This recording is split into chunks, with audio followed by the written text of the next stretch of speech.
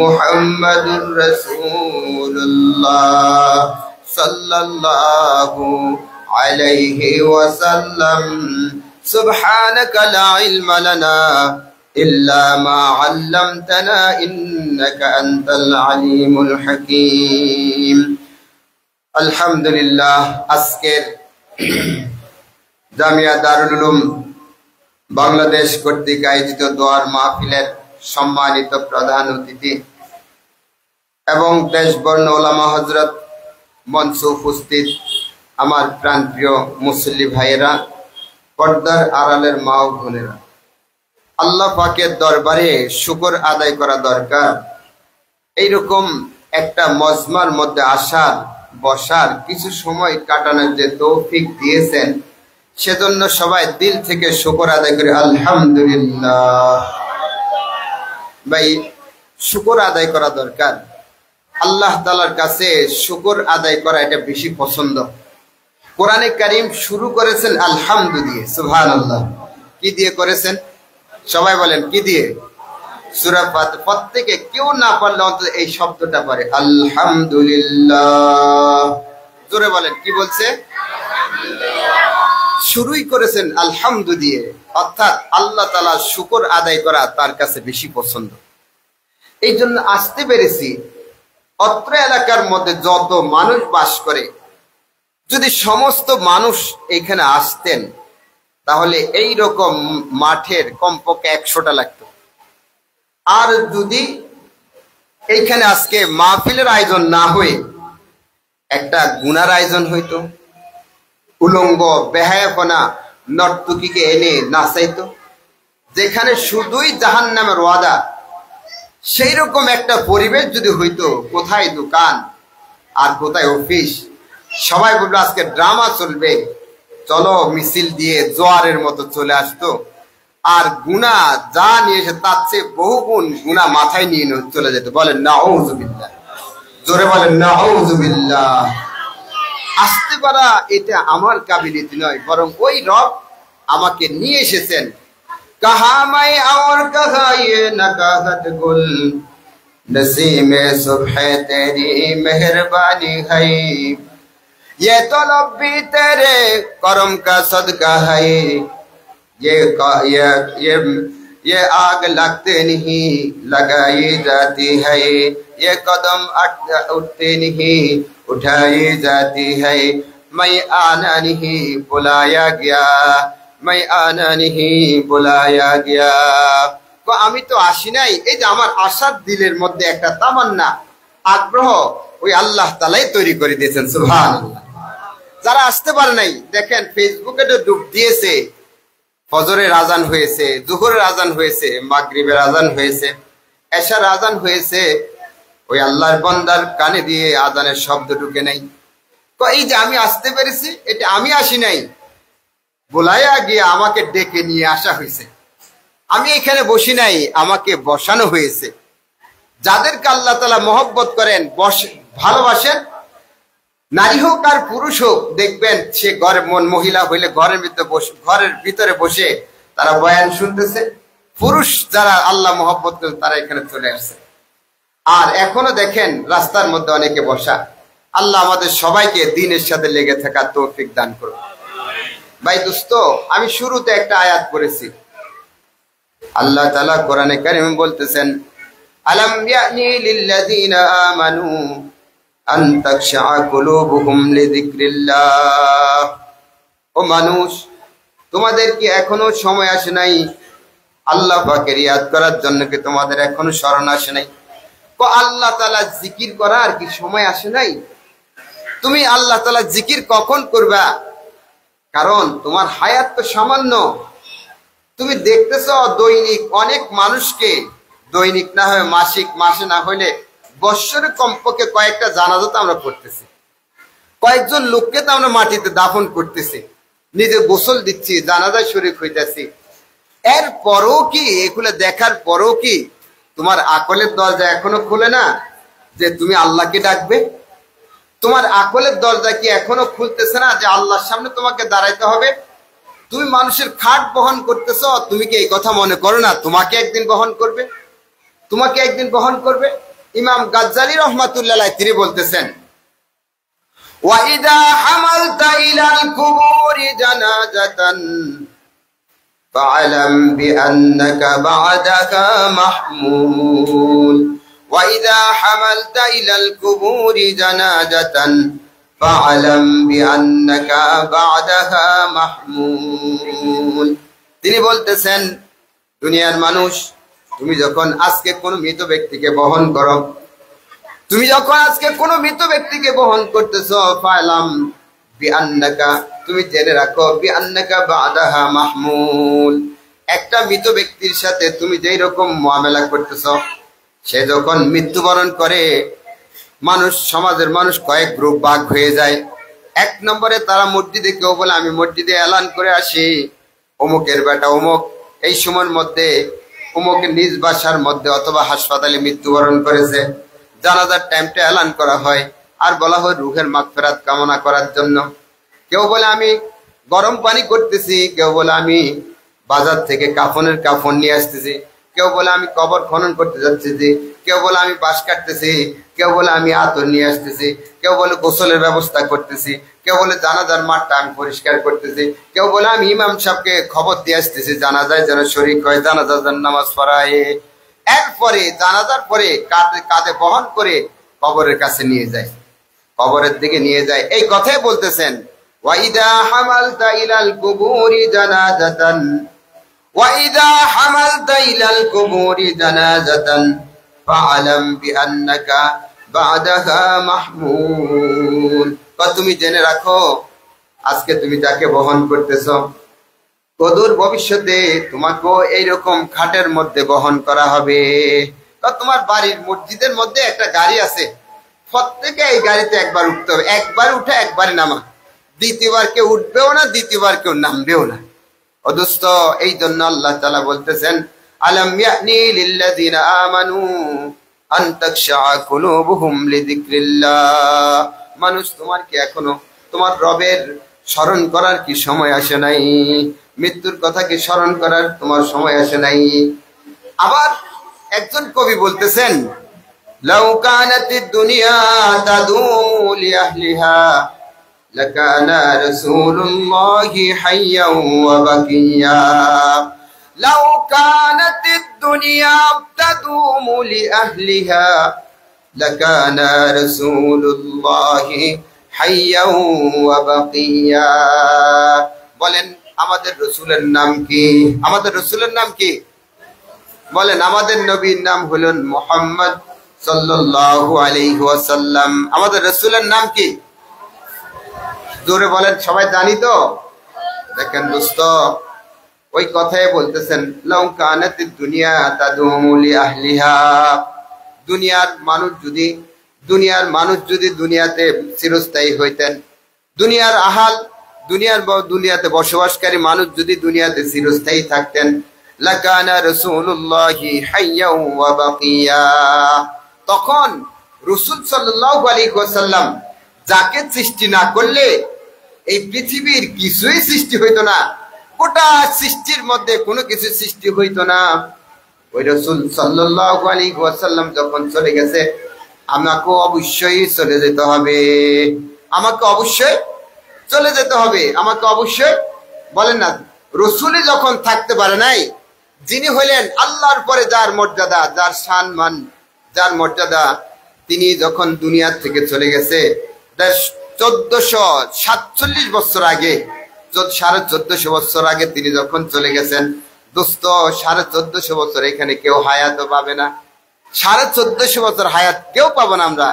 50, 60, 70 ইল্লা কলিল কিছু মানুষ পায় 100-র উপরে, তাও তার সেটা বার্ধক্যজনিত কারণে বিছনায় গড়াগড়ি করে, যুবকের মতো নয়। এই জন্য দোস্ত চিন্তা করে দেখেন, এখানে যারা বসছেন কারো খুব কম বয়স আছে, যাদের বয়স 50-এর উপরে, সবাই 50-এর নিচে। 50 বছর আগে আমি দুনিয়াতে ছিলাম না, 50 বছর পরেও আমি থাকবো না, নিশ্চিত থাকবো না।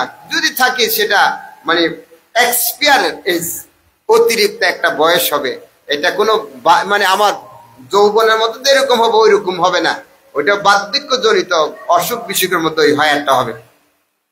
তাই জন্য আখিরাতের প্রস্তুতি নেয়া, আখিরাতের প্রস্তুতি নেয়া, আখিরাতের প্রস্তুতির জন্য সব সময় মৃত্যুকে স্মরণ করা আর সব সময় আল্লাহকে স্মরণ করা। আল্লাহু আল্লাহ, আল্লাহু আল্লাহ, আল্লাহু আল্লাহ, আল্লাহ আল্লাহ, আল্লাহ আল্লাহ। একটু জোরে মহব্বতের সাথে আল্লাহ পাকের নাম নেন। আমাদের স্রষ্টাকে জোরে বলেন কে? এতগুলো মানুষ যদি আমরা জোরে বলি তাহলে কত না আওয়াজ হবে, বোঝা যাবে আমার দিলে আল্লাহর মহব্বত আছে। বলেন আমাদের রব কে?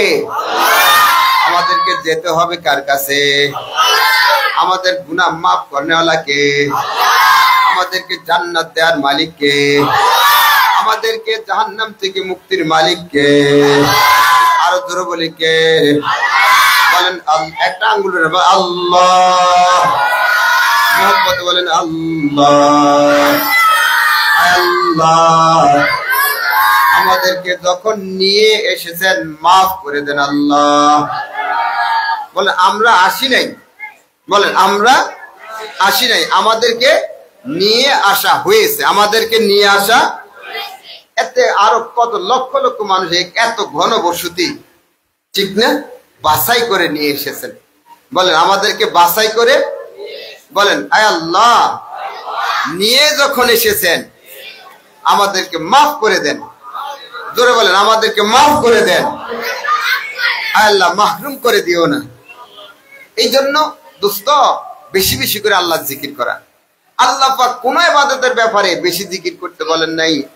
তিনি বলছেন ফালিয়াদহাকু কলিলা ওয়ালিয়াবকু কাসীরা। দোস্ত বেশি করে কান্না করা, কারণ কান্না হলো আল্লাহর প্রিয়, কান্না আল্লাহর কাছে বেশি প্রিয়। এই জন্য আল্লাহ পাক কানতে ভালোবাসেন। কান্না করতে যে জানে সে তো আল্লাহ পাকের খাজানার সাথে তা করার জন্য চেষ্টা করা। যদি কান্না না আসে কান্নার ভান করা। আল্লাহ তুমি আমাকে কান্না করার তৌফিক দান করবা, আমিন। আল্লাহ আমাকে কান্না করার তৌফিক দান করেন। কিয়ামত কায়েম হয়ে যাবে।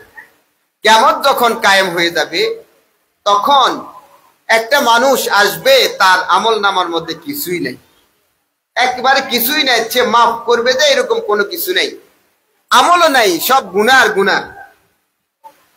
শেষ পর্যন্ত তাকে মাফ করবে কিভাবে? কোনো উসিলা নাই।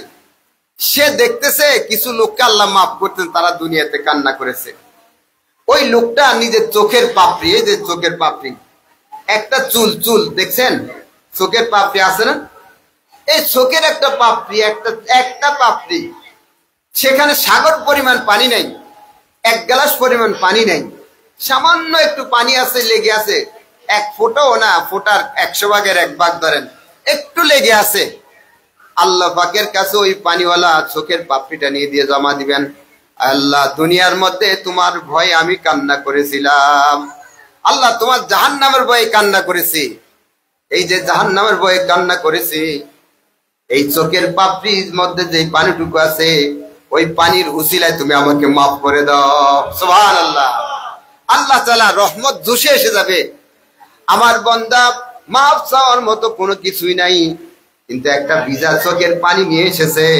আল্লাহ পাকের কাছে এটা বেশি পছন্দ হয়ে গেছে। আল্লাহ তাআলা ওই পাপড়ির পানির উসিলায় তাকে মাফ করে চিরস্থায়ী চির উন্নত জান্নাত তাকে দান করে দিবেন। সুবহানাল্লাহ। জোরে বলেন না সুবহানাল্লাহ। এই জন্য বেশি করে কান্না করার চেষ্টা করা, গোপনে গোপনে বসে, মসজিদের আড়ালে বসে কান্না না আসলে কান্নার ভান করা। আল্লাহ আমাকে কান্না করার তৌফিক দান করেন, এত বড় নিয়ামত থেকে আমাকে মাহরুম করে দিও না, আমাকে মাহরুম করে দিও না। दुनिया में मशगूलों भी ओ बा खुदा रहे, दुनिया में मशगूलों भी ओ बा खुदा रहे, सबके साथ रहते हैं भी सबसे जुदा रहे। আল্লাহর আশিকরা দুনিয়ার হালত যখন তাদের সামনে খুলে গেছে, তারা বুঝতে পেরেছে এই দুনিয়া কারোর জন্য চিরস্থায়ী নয়, এই দুনিয়াতে কেউ চিরস্থায়ী নয়। আমাদের আদি পিতা হযরত আদম আলাইহিস সালাম তিনি চলে গেছেন, আমাদের রাসূল সাল্লাল্লাহু আলাইহি ওয়াসাল্লাম চলে গেছেন। যদি তারা এই দুনিয়াতে সব সময় স্থায়ী ভাবে থাকার যদি অনুমতি থাকতেন, স্থায়ী ভাবে থাকার যদি ভিসা থাকতেন, তাহলে রাসূল সাল্লাল্লাহু আলাইহি ওয়াসাল্লাম থাকতেন। পয়গম্বররা থাকতেন, সাহাবায়ে কেরাম থাকতেন, অতীতের সমস্ত মানুষ থাকতেন, কিন্তু কেউ নাই, কেউ নাই। চিন্তা করে দেখেন, শিশু থেকে এই পর্যন্ত কত হাজার মানুষকে দাফন করেছেন, কত হাজার মানুষকে দাফন করেছি। এই জন্য বলে যে তুমি আল্লাহকে রাজি করে ফেলো। যদি আল্লাহকে রাজি করতে পারো তাহলে দুনিয়া আখিরাত তোমার পায়ের নিচে চলে আসবে। সুবহানাল্লাহ। यादव गरमुनस जानत बुअद हर दो आलम तेरे फरमानत बुअद। একজন বুজুর্গ সে আল্লাহকে পাওয়ার জন্য সব ছেড়ে দিয়ে জঙ্গলে চলে গেছে। জঙ্গলে গিয়ে সে রাত দিন জিকির করে আল্লাহু আল্লাহ, আল্লাহু আল্লাহ। বলেন আল্লাহু আল্লাহ, আল্লাহু আল্লাহ, আল্লাহু আল্লাহ, আল্লাহু আল্লাহ, আল্লাহু আল্লাহ, আল্লাহু আল্লাহ, আল্লাহু আল্লাহ, আল্লাহু আল্লাহ। अल्लाह अल्लाह कैसे प्यारा नाम है, जो रटेंगे लाएंगे नाम है। हम रटेंगे घर से मतलब कुछ नहीं, हम सो आशिक है तुम्हारी नाम के। भाई अल्लाह এই নামটা কত মজার। সে সবসময় আল্লাহর নামে জিকির করতেছে। তো সবসময় জিকির করলো বড় বুজুর্গ হবে, বুজুর্গের থেকে আরো বড় মানুষ নবী রাসূল তারাও চলে গেছেন। উনি জঙ্গলে আল্লাহকে খুঁজতেছেন, আল্লাহকে খুঁজতেছেন, আল্লাহকে ডাকতেছেন। ডাকতে ডাকতে কমপক্ষে 30-40 বছর অতিবাহিত হয়ে গেছে। মৃত্যুর সময় এসে গেছে, হায়াত শেষ, আজরাইল চলে আসছে। জঙ্গলে গহীন জঙ্গলে জিকির করে, সেখানে মানুষ বাস করে না, পশু পাখি হিংস্র জন্তু বাস করে। তিনি যখন জঙ্গলে বাস করতেছেন ওই সময় তো পরে ওখানে মানুষ নেই, তো মানুষ যখন নেই তো সেখানে উনি মারা গেছে, কে ইয়া করবেন। এই জন্য আমাদের বড় বুজুর্গ একজন নূর মোহাম্মদ জানজানবী নূর মোহাম্মদ জানজানবী রাহিমাহুমুল্লাহ, তিনি দুনিয়ার উনি তো মসজিদে থাকতেন। তো মসজিদে থাকতেন, খাইতেন কি? বলে একটা ছাগল, বকরি ছাগল মসজিদে থাকতো। এখন সবার মনে প্রশ্ন, ওই বকরি ছাগল তো ফসরা পায়খানা করে, সে তো মসজিদে কিভাবে থাকে? বকরি ছাগল মসজিদে থাকতো, ওইটা আল্লাহ পাকের প্রদত্ত, সে বাচ্চাও দেয় না, দুধ দিতেন। আর হযরত নূর মোহাম্মদ জানজানবী রাহিমাহুল্লাহ ওই দুধ পান করতেন। মসজিদের এক পাশে বকরি থাকতেন, তিনি জিকির করতেন আল্লাহু আল্লাহ, আল্লাহু আল্লাহ, আল্লাহু আল্লাহ, আল্লাহু আল্লাহ। ওই বকরি এমন হয়েছে যে হুজুর যখন জরুরতে যাইতেন, টয়লেটে যাইতেন, 1 নম্বর 2 নম্বর যা সারার জন্য, সাথে সাথে বকরিও যাইতেন হুজুরের সাথে। সে বাহিরে জরুরত সেরে আবার মসজিদে চলে আসতেন। হুজুর দুনিয়াবি খানা খায় নাই, মানে মসজিদে থাকতেন ও বকরির দুধে খাইতেন, খুব কম খানা খাইতেন, দুধ খাইতেন আর জিকির করতেন। হালাল হারামের অনেক মুআমালা, অনেক কিছু। এই জন্য ওনারা আল্লাহকে চেয়েছেন, দুনিয়া ছেড়ে দিয়েছেন।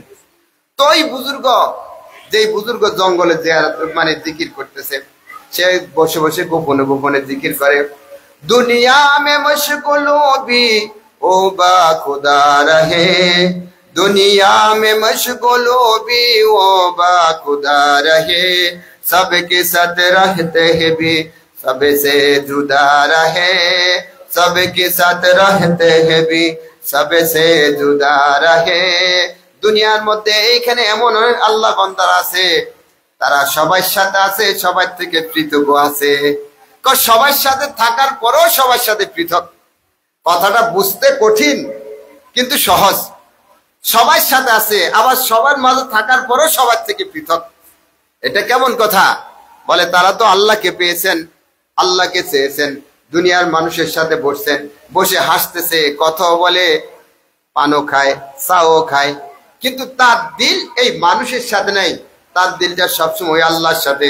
আল্লাহু আল্লাহ, আল্লাহু আল্লাহ। বলেন আল্লাহু আল্লাহ, আল্লাহু আল্লাহ, আল্লাহু আল্লাহ, আল্লাহু আল্লাহ, আল্লাহু আল্লাহ। বজাহের বা হাম গুপ্তা শুনুদাস, বজাহের বা হাম গুপ্তা শুনুদাস, ওলে দিল দর্দ কর যায় কে রুদাস। বজাহের বা হাম মরদুম নশুস্তা, বাবাতেন আজহামা খাদের গুজিস্তা। তিনি সবার সাথে আছেন, সবার সাথে দেখতেছি, আমাদের যা বজাহের প্রকাশ্য দেখতেছি সে আমাদের সাথে উঠতেছে, আমাদের সাথে চলতেছে, আমাদের সাথে খাইতেছে, আমাদের সাথে সালাম বিনিময় করে, কৌশল বিনিময় করে, কিন্তু তার দিল আমাদের সাথে নয়। তার দিল হলো ওই মালিকের সাথে। মালিককে জোরে বলেন কে? আর একটু জোরে বলেন কে? মোহব্বত আছে না নাই? মোহব্বতের মিটারটা একেবারে নিচে। আল্লাহর নামটা বলতে ভয় লাগে, মনে হয় পুলিশ এসে আমাদেরকে গ্রেফতার করে নিয়ে যায় কিনা। ভাই দোস্ত, পুলিশ না, যদি বলে যে তুমি আল্লাহর নাম নিলে তোমাকে বুকের মধ্যে কামানের গোলা দেয়া হবে, তো সাথে সাথে জামাটা খুলে দিয়ে দেব, যে গুলি করে দাও, জামা যেন বাধা না হয়, সরাসরি গুলি করো, আমি তখনও আল্লাহর নাম নিব। সুবহানাল্লাহ বলেন, আল্লাহ, আরো বলেন আল্লাহ। আমরা এখানে আল্লাহর নাম নিতেছি, ওই আই নামটা এখান থেকে সরাসরি আল্লাহ পাকের আরশে গিয়ে টাচ করতেছে। সুবহানাল্লাহ, জোরে বলেন না সুবহানাল্লাহ। খুশি না বেজার? তো ওই লোকটা যখন জঙ্গলে মারা গেছে, সেখানে পশু পাখি, বাঘ, হিংস্র, সাপ, জন্তু থাকে, মানুষ থাকে না। আর মানুষের সমাজ থেকে উনি জঙ্গলে চলে গেছেন। তো জঙ্গলে যখন গেছে, মারা গেছে, আজরাইল এসে তার রূহ কবজ করেছে, কিন্তু দাফন কাফন করার কোনো লোক নাই। আজরাইল আলাইহিস সালাম তো তিনি তো দাফন কাফন করেন না, ইনি তো দাফন কাফন করেন না। তো কি করেছে, এখন লাশ থেকে কথা আসতেছে। সুবহানাল্লাহ, কত বড় বুজুর্গ, এই জন্য লাশের কথা বলতেছে। এগুলো কিতাবের কথা, মুখের কথা না। আপনিও এরকম জিকির করে দিল অর্জন করেন, তখন আপনিও শুনতে পারবেন। গাছও জিকির করে, মাছও জিকির করে, বালুর থেকেও জিকিরের আওয়াজ আসবে, পাতার থেকেও আসবে। এই জন্য আমাদের বুজুর্গরা কি বলে, হজর মে সজর মে তেরে রঙে বুহাই, তেরে দেখতা হো উদের তু হে তু হায়। হজর মে সজর মে তেরে রঙে বুহাই, যেদের দেখতা হো উদের তু হে তু হায়। আল্লাহ গাছের দিকে দেখলো তোমাকে দেখি, মাটির দিকে দেখলো তোমাকে দেখি, পানির দিকে দেখলো তোমাকে দিকে দেখি, পাখার দিকে দেখলো তোমাকে দেখি। আল্লাহ যেদিকে দেখি শুধু তোমাকে দেখি, তোমাকে দেখি। সুবহানাল্লাহ।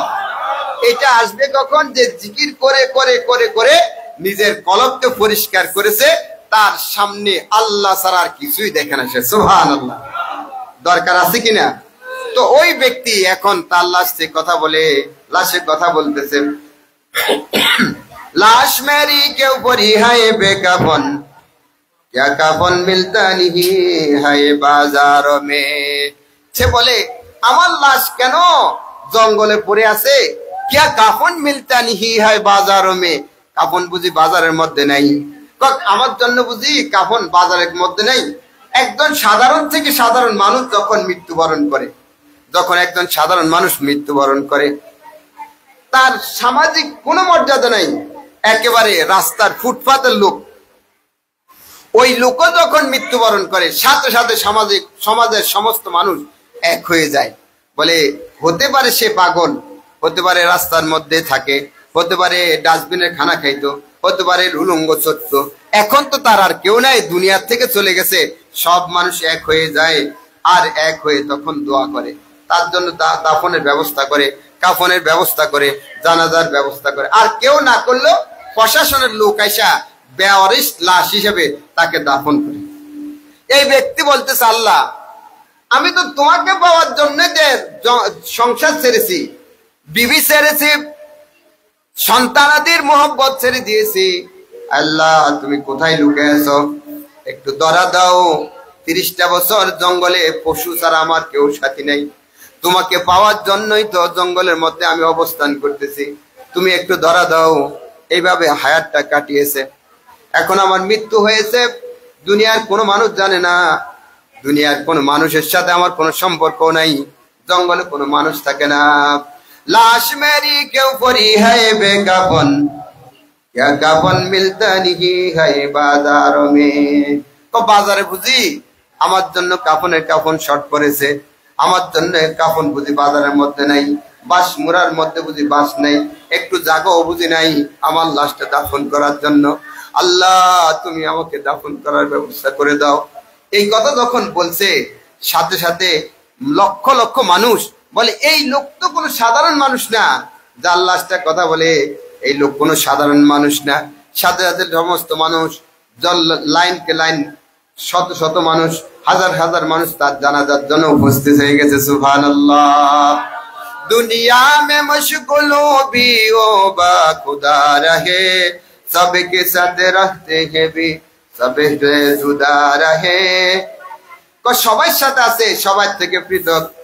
আর মানুষ, কিছু মানুষ আল্লাহর প্রেমিক আছে, আল্লাহওয়ালা আছে, তারা একটু নীরবে আল্লাহকে ডাকার জন্য চায়, তারা নীরবে চলে যায়, জঙ্গলে চলে যায়। মসজিদের এক কোনায়, প্রত্যেক মসজিদে দেখা যায় কিছু না কিছু মানুষ মসজিদের এক কোনায় বসে বসে চোখের পানি ফেলে, চোখ দিয়ে পানি ফেলতেছে আর কান্না করে আল্লাহ।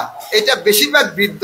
আবার যুবকরা নাই এমন না, যুবক আছে, অনেক যুবতীও আছে, যুবক আছে, অনেক যুবতী আছে, তাদের দিলটা আল্লাহর সাথে লেগে আছে, সবসময় আল্লাহকে জিকির করে, সবসময় মৃত্যুর কথা স্মরণ করে। আজকে আপনি একটু চিন্তা করেন, আপনি বলেন যে এটা আমার, এটা আমার, এটা আমার, এই ঘর আমার, এই বাড়ি আমার, এই সন্তানাদি আমার, আমার বলতেছেন। কয় আপনিও আমার না, আপনার না, আপনার সন্তানাদি আপনার না, সবাই একটা স্বার্থের বন্ধে বন্দী, স্বার্থের বন্ধে বন্দী। প্রত্যেকেই, কেউ বিনা স্বার্থ নেই, একমাত্র স্বার্থহীন এক মহান জাত, তার নাম হলো আল্লাহ। তার নাম কি? উনি আমাদেরকে স্বার্থ ছাড়া ভালোবাসেন, ওনার কোনো স্বার্থ নেই। আর দুনিয়াতে যার যার বাপ যদি ছেলের জরুরত পুরা না করতে পারে, বাবার সাথে কথা বন্ধ করে দেয়। ছেলে যদি বাবার জরুরত পুরা করতে না পারে, বাপও তার ছেলেদের সাথে সম্পর্ক ছিন্ন করে দেয়। আর বলে তুমি, আমি যখন মৃত্যুবরণ করব তুমি আমার জানাজাও পড়বে না, তোমার চেহারাও আমি দেখতে চাই না। ছেলেও বলে আমি তোমার চেহারা দেখতে চাই না। দুনিয়ার স্বার্থের কারণে মিশে, দুনিয়ার স্বার্থে টান পড়লে সম্পর্ক ছিন্ন হয়ে যায়। স্ত্রী বলেন আর স্বামী বলেন, ছেলে বলেন আর মেয়ে বলেন, পাড়া প্রতিবেশী বলেন, সবাই একটা স্বার্থের টানে বন্ধে স্বার্থের কারণে বন্দি। স্বার্থ পুরাই গেলে সবাই বিচ্ছিন্ন হয়ে যায়। এই জন্য আমাদের মুরব্বীরা বলেন, যিনি আমাদেরকে নিঃস্বার্থ মহব্বত করেন তার নাম হলো কি? আল্লাহ। তার নাম কি? আল্লাহ। ভাই দোস্ত, মাহফিলে আসছেন অনেক কষ্ট করে, এখানে পরিশ্রমী মানুষ বেশি। কিছুক্ষণ পরে আমাদের মজমা শেষ হয়ে যাবে, সামান্য কিছু তবারকের ব্যবস্থা করা হয়েছে। তো বাসায় গিয়ে কি কাজ করব? আমি তো এখান থেকে চলে যাব, গিয়ে আজকে যে আশাটা আমার কিভাবে সার্থক হবে? সার্থক হবে যে নাকি গিয়ে আল্লাহকে বেশি করে ডাকে, আল্লাহকে বেশি করে যিনি ডাকে তিনি হবেন এখানে সার্থক। যে আর এই বসে আছেন, এইখানেও ফেরেশতা আপনার গুনাহ মাফ করতেছে, নেক লিখতেছে। সুবহানাল্লাহ। খালি হাতে কেউ যাব না ইনশাআল্লাহ। আল্লাহ আমাদের কাউকে মাহরুম করবে না। হযরতে বাহালুল পাগলা একজন জ্ঞানী ব্যক্তি। বাহালুল পাগলা সে থাকতেন বাদশাহ হারুন রশিদ দরবারে। বাদশাহ হারুন রশিদ দরবারে একদিন সে একটা ব্যবসা খুলেছেন। একটা ব্যবসা, এই এলাকার মধ্যে বেশিরভাগ ব্যবসা চাকরি। এখন সকালবেলা দেখা যায়, অনেক সময় রাতও দেখা যায়, ফেরি করে করে, ভ্যান গাড়ি করে তরকারি তরকারি তরকারি, মাছ, টমেটো, ডাল, বিভিন্ন কথা চিৎকার করে করে বেচে। কেউ বলে ফোরাইন মোবাইল দেন, মোবাইলকে, কেউ বলে স্ক্র্যাপ গুলা বিক্রি করেন। ওই রকম যার যে ব্যবসা ওই রকম প্রতিদিনই প্রায় শুনি তারা ডাকতেছে। ভাই দোস্ত, এই ছোট বাচ্চারা আওয়াজ করে না, তুমি বসো। তো সবাই ডাকে। আগের যুগে এরকম ছিল না, টুকরি লাই, কেউ কেউ বিভিন্ন লাই বলে, এরকম ইয়ার মধ্যে মাথায় নিয়ে তখন রাস্তায় রাস্তায় যাইতেন, বাড়ি বাড়ি গিয়ে বলতেন তরকারি তরকারি, আমার কাছে ভালো তরকারি আছে, ওইরকম ফেরি করে বেড়াইতেন। এখন যখন বাহালুল পাগলা একটা ব্যবসা খুলছেন, সে মাথার মধ্যে মনে হয় যেন কি একটা নিয়ে বাদশাহ হারুন রশিদের গলি দিয়ে, শাহী বাদশাহ গলি, সেই গলির রাস্তা দিয়ে হাঁটতেছে আর বলতেছে, ইয়া আইয়ুহান নাস ইরহাম আলা নাফসিক, ইয়া আইয়ুহান নাস ইরহাম আলা নাফসিক, ইয়া আইয়ুহান নাস ইরহামনি ইন তাস্তারি হালাক ওয়া ইন লাম তাস্তারি হালাক। ও মানুষ, দুনিয়ার মানুষ, তোমরা আমার উপর দয়া করো, আমি একটা ব্যবসা খুলেছি। ইন তাস্তারি হালাক ওয়া ইন লাম তাস্তারি হালাক, যদি ওই মাল তোমরা খরিদ করো তখনও ধ্বংস হয়ে যাবে, না কিনলেও ধ্বংস হয়ে যাবে।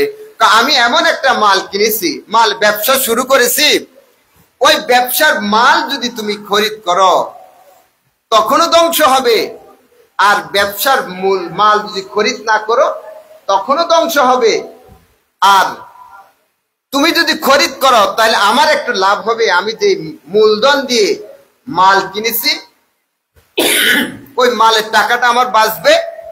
আর যদি তুমি মাল খরিদ না করো তখন মালটা আমার কাছে ধ্বংস হয়ে যাবে, মূলধনটা নষ্ট হয়ে যাবে। এই কথা বলে বলে চিৎকার করতেছে। বাদশাহ হারুন রশিদ সেই আওয়াজ শুনেছেন, ইয়া আইয়ুহান নাস ইরহামনি ইন তাস্তারি হালাক ওয়া ইন লাম তাস্তারি হালাক। ও দুনিয়ার মানুষ, আমার উপর দয়া করো, আমার উপর দয়া করো। বাদশাহ যখন এই আওয়াজ শুনছে, ইন তাস্তারি হালাক ওয়া ইন লাম তাস্তারি হালাক, কিনলেও ধ্বংস, না কিনলেও ধ্বংস, বিক্রেতার হাতে গেলেও ধ্বংস, ক্রেতার কাছে থাকলেও ধ্বংস। এখন প্রশ্ন জাগছে, এমন ব্যবসা কি দুনিয়ার মধ্যে আছে নাকি যে ব্যবসার মাল সর্বাবস্থায় ধ্বংস হয়ে যায়? বাদশাহ তার বডিগার্ড, রাজকীয় ঘাট পাঠাইছেন, এইরকম ব্যবসা কে খুলেছে তাকে ধরে নিয়ে আসা হোক। বাদশার লোকেরা গেছেন, ধরে আনার জন্য গেছেন। যাওয়ার পরে দেখেন ওই বাহালুল পাগলা মাথার মধ্যে টুকরি নিয়ে কি যেন বলতেছে, ইন তাস্তারি হালাক ওয়া ইন লাম তাস্তারি হালাক। তারা বলতেছেন, ও বাদশা, দুনিয়ার মানুষ, আমাদের উপর দয়া করো, আমার এই মাল যদি কিনো আমার উপর দয়া হবে, না কিনলে আমার হাতে ধ্বংস হবে, কিনলে তোমার হাতে ধ্বংস হবে। এখন তাকে ধরে নিয়ে গেছে বাদশার দরবারে। বাদশা মশাই দেখে বলে, আরে বাহালুল তুমি? জি বাদশা আমি। বলে, তুমি এমন একটা কথা বলতেছ যে ইয়া আইয়ুহান নাস ইরহামনি, ও মানুষ আমার উপর দয়া করো, ইন তাস্তারি হালাক ওয়া ইন লাম তাস্তারি হালাক। তো তুমি যে ব্যবসা যেটা না কিনলে তোমার হাতে ধ্বংস, কিনলে ক্রেতার হাতে ধ্বংস হবে, এইরকম ব্যবসা আছে নাকি? বলে, হ্যাঁ আছে তো। বলে, কি ব্যবসা? বলে, বাদশা মশাই আমি বরফের ব্যবসা খুলেছি। কিসের বলেন? বলেন, আমার কথা বুঝতেছেন? কিসের ব্যবসা? জোরে বলেন, কিসের? জোরে বলেন। বরফের ব্যবসা খুলেছি। এই বরফ কারো জন্য খাতিল করে না। প্রেসিডেন্টের হাতে দিলেও গলতে শুরু করে, একজন ভিক্ষুকের হাতে দিলেও গলতে শুরু করে। যদি বলেন যে মসজিদে রাখবো, এটা ভালো জায়গা, এখানে গলা বন্ধ হয়ে থাকবে নাকি? যদি বাইতুল্লাহর প্যাটের ভিতরে ঢুকাই রাখি স্বর্ণের প্লেটে, গলবে না থেমে যাবে? কথা বুঝেন না? গলবে নাকি গলা বন্ধ হয়ে যাবে? গলবে। সবার বিশ্বাস আছে, পিছনের কারো বিশ্বাস নেই। বলে, বাইতুল্লাহ ভালো জায়গা, সেখানে কেমনে গলবে? এটা দামি জায়গা না, সবচেয়ে দামি জায়গা না, ওইখানে গলবে? সবাই বলেন, কথা বলতে পারেন? আমার কথা বুঝতেছেন? গলবে, গলবে।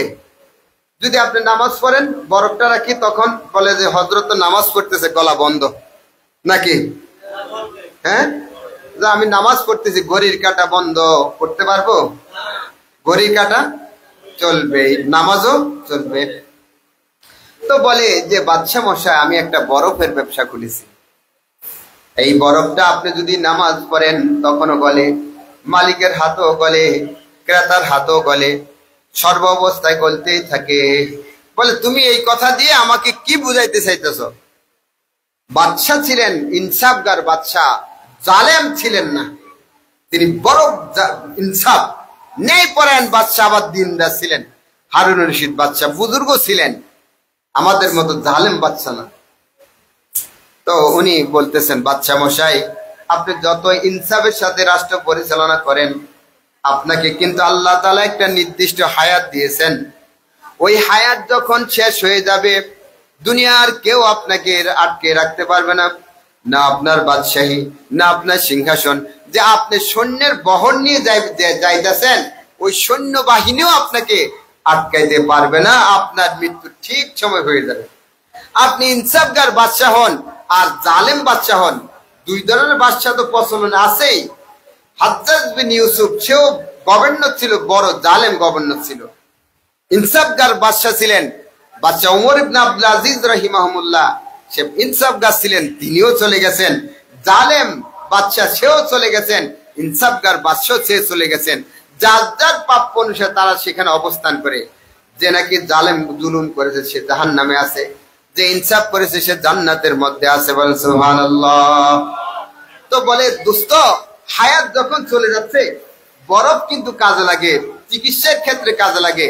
আপনার হাত ব্যথা হয়েছে, মচকাই গেছে, পা ভেঙে গেছে, বরফ লাগাই দেন, ব্যথা কমে যাবে। ব্যথার মধ্যে আরো অনেক কাজে ব্যবহার হয় বরফ। গলে যাওয়ার আগে সেটাকে ব্যবহার করা।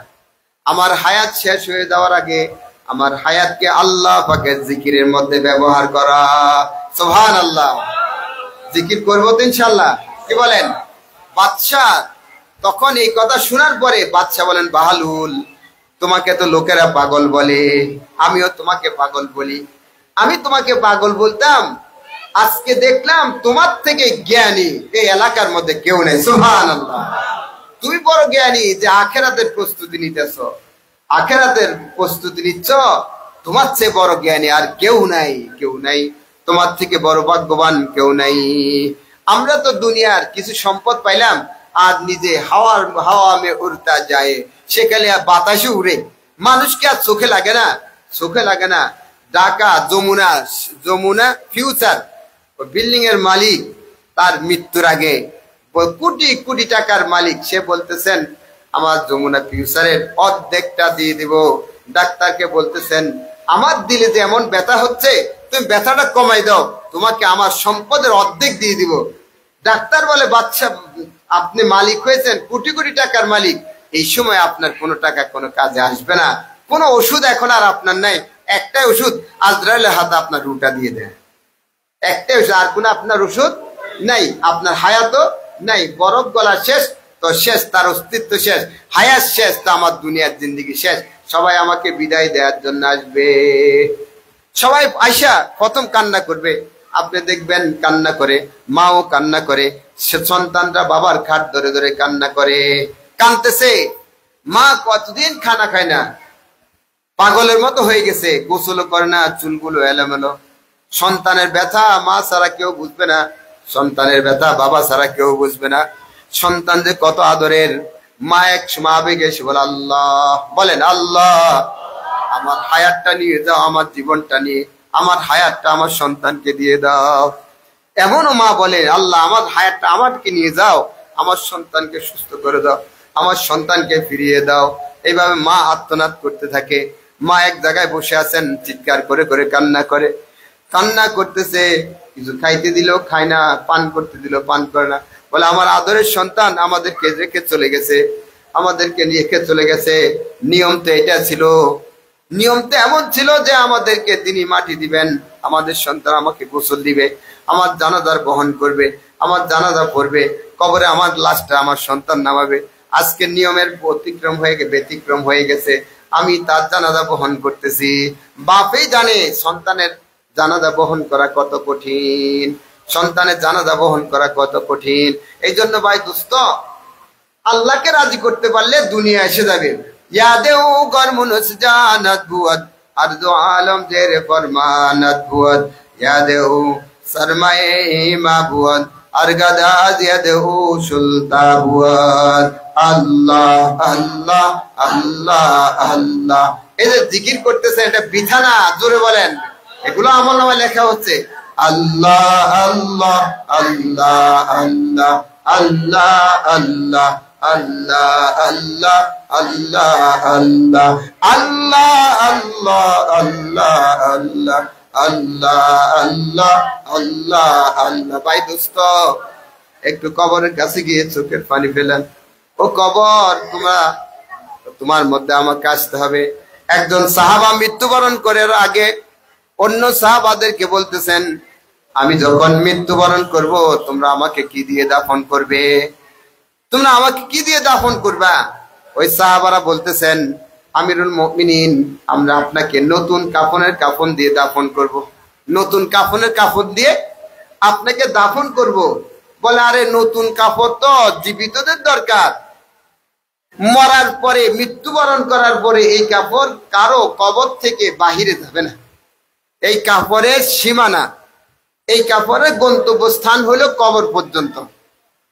এই কাফন আমি যদি কাফন নিয়ে কবরে ঢুকার পরে এই কাফন পরিধান করে আমি জান্নাতেও যাইতে পারবো না, এই কাফন পরিধান করে জাহান্নামেও যাইতে পারবো না, এই কাফন পরিধান করে হাসরের মাথাও উঠতে পারবো না, এই কাফন পরিধান করে ফুলসিরাতও পার হইতে পারবো না। এইগুলাই কাফনের সীমানা হলো কবর। বলে হযরত তারপরে কি হবে? তারপরে মুদ্রা যদি নেককার হয় আল্লাহ পাক জান্নাতি পোশাক পরাই দিবেন আর জান্নাতের সাথে তার কবরের দরজাটা খুলে দিবেন। সুবহানাল্লাহ। জান্নাতি পোশাক পরাই দিবেন। বাঁশ বলেন আর কাফন বলেন, এইগুলা সীমা হইল কবর, বর্ডার হইল কবর পর্যন্ত।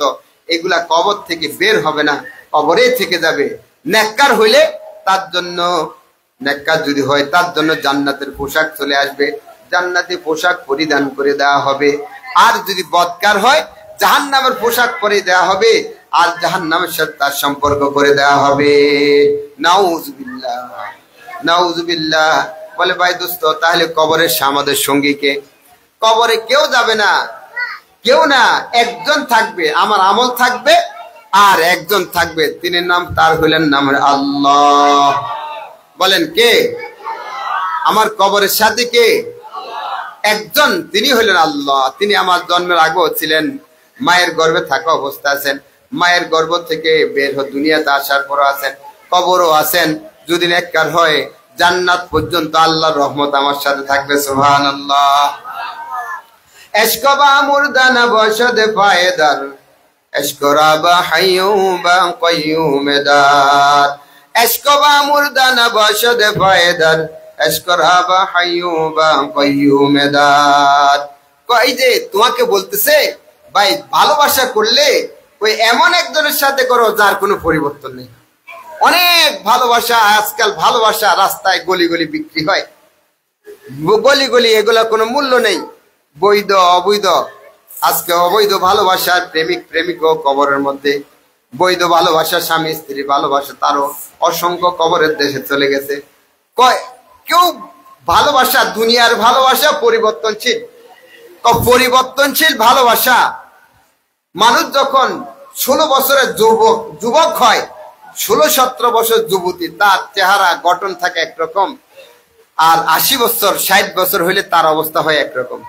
16 বছর যুবক যুবতী যে ভালোবাসা 60 বছরে সেটা হয় না। বুড়ার সাথে ভালোবাসতে চায় না, কোনো বুড়ির সাথে, বুড়ার সাথে নয়, কেউ বুড়া হয়ে গেছে, টাইম ওভার হয়ে গেছে, তাদের সাথে ভালোবাসা নেই। বলে ভালোবাসা হবে কার সাথে? বলেন কার সাথে? আরো জোরে বলেন কার সাথে? আল্লাহর সাথে। আল্লাহর ভালোবাসার পরিবর্তন নেই, আল্লাহর ভালোবাসার মৃত্যু নেই। এই জন্য বলছে তার সাথে মহব্বত তৈরি করো। এশকবা মুরদানা বাশদে ফায়দার, এশকরাবা হাইয়ুবা কাইয়ুমেদার। আব্দুর রহিম দেহলভী রাহমাতুল্লাহ আলাইহি, আমাদের প্রোগ্রামের শেষ দিকে আমরা চলে আসছি।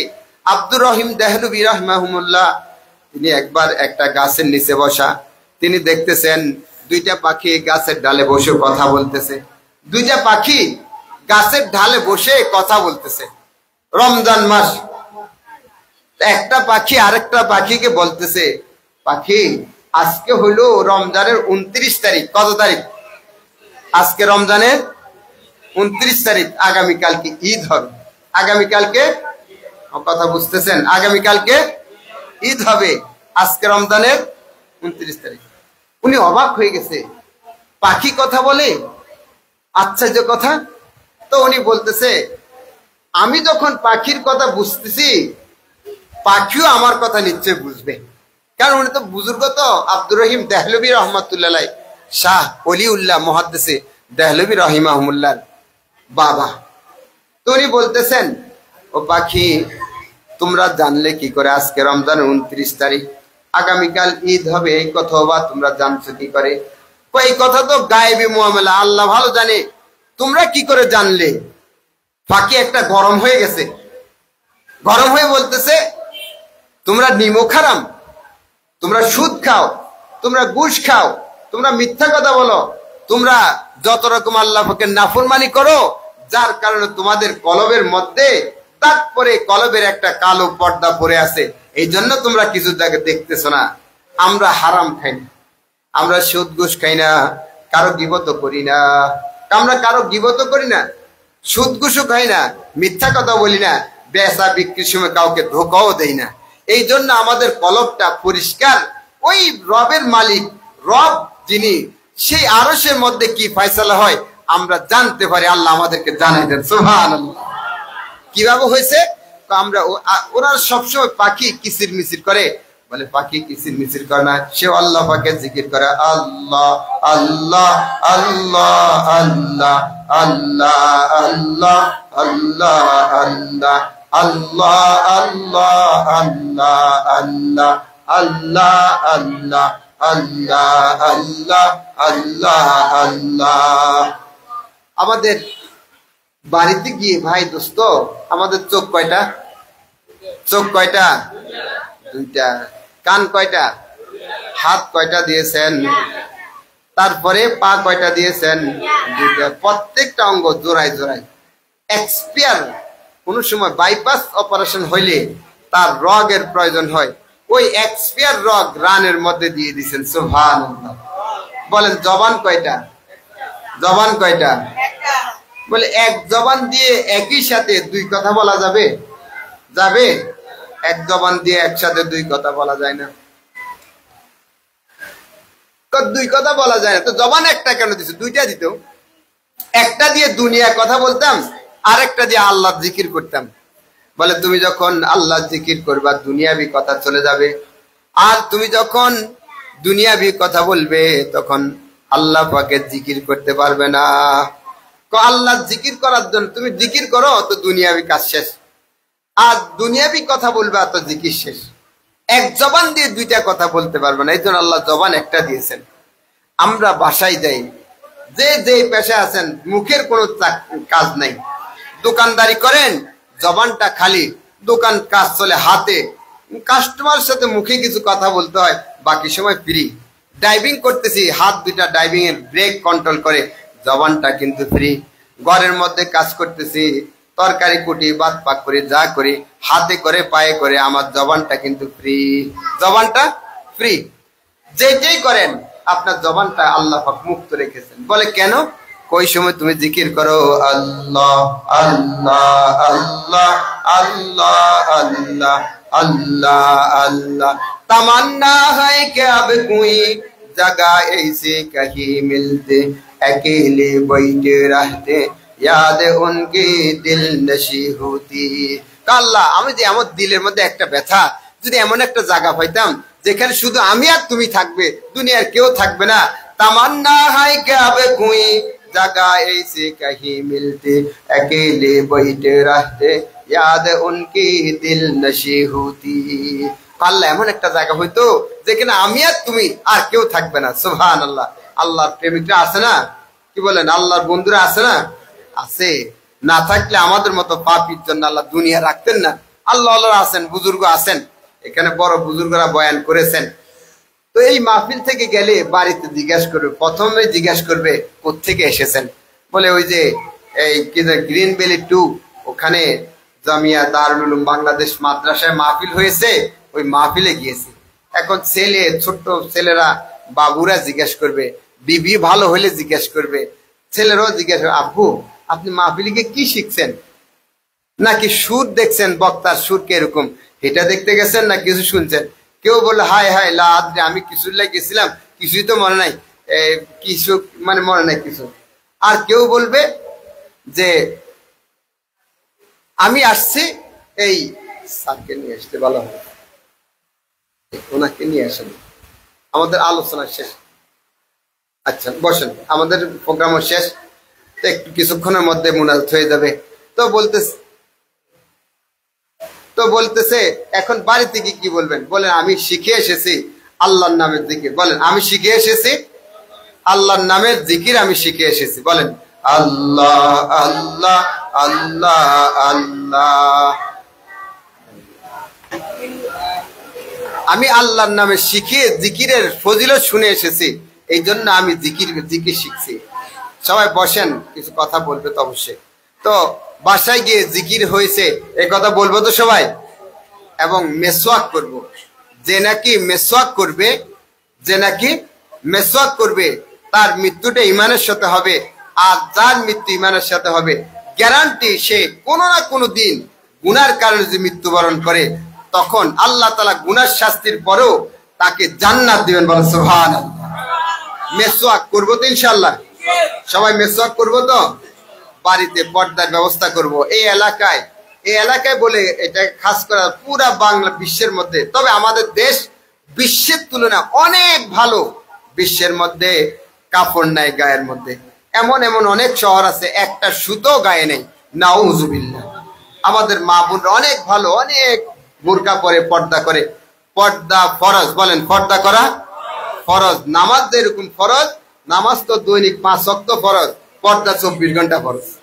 পর্দা 24 ঘন্টা। টয়লেটে গেলে অনেকে জরুরত মতো লুঙ্গি টুঙ্গি নাই, মানে খুলে গোসল করতে পারবে, কিন্তু বিলাসী করে যদি কেউ লুঙ্গি খুলে উলঙ্গ হয়ে গোসল করা জায়েজ নাই। বলে কেউ তো দেখে না, আমি উলঙ্গ হয়ে গেলাম। বলে ভাই দোস্ত, ভয় তো ওখানেই করা যেখানে কেউ নাই। কে আছে বলেন, কে আছে?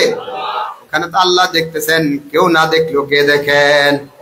আমি যে আজকে এখানে রাতের বেলা গুনাহ করি, পাহাড়ের গুহার ভিতরে, ঘরের ভিতরে দরজা লাগাই গুনাহ করতেছি, সিসি ক্যামেরা কিন্তু আমার 2 কাঁধের মধ্যে বসা। আল্লাহ তো দেখতেছেনই সরাসরি, তারপরও বান্দা যখন অস্বীকার যেন না করতে পারে, সাক্ষী 2টা আছে, কিরামান কাতিবিন, 2জন ফেরেশতা আছে কিনা? কিরামান কাতিব, 2জন সম্মানী ফেরেশতা আছেন, তারা কিন্তু আমার সবকিছু লিখতেছেন, তারা আমার সবকিছু লিখতেছেন। এই জন্য কোরআন শরীফের মধ্যে আল্লাহ তাআলা,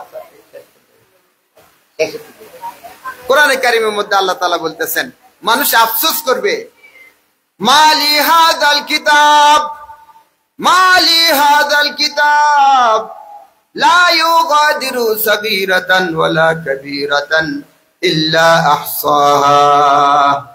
চিৎকার করে বলবেন, মালি হাযাল কিতাব। আমরা আশ্চর্য হয়ে যাই, এটা এমন কি আশ্চর্য কিতাব? আশ্চর্য কিতাব, মালি হাযাল কিতাব লা ইউগাদিরু সাগীরাতান ওয়ালা কাবীরাতান ইল্লা আহসাহা।